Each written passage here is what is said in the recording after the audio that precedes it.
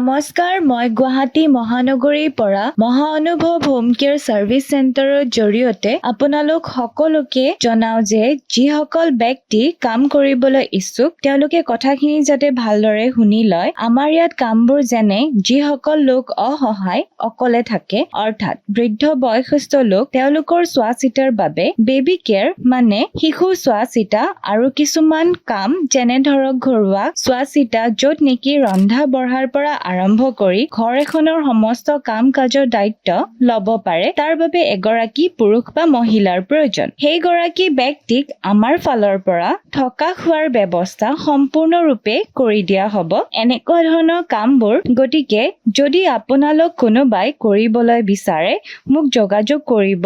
যোগাযোগৰ বাবে ফোন নম্বৰটো মই ভিডিঅ'টো স্ক্ৰীনত দি দিছো। মোক কন্টেক্ট কৰি ল'ব।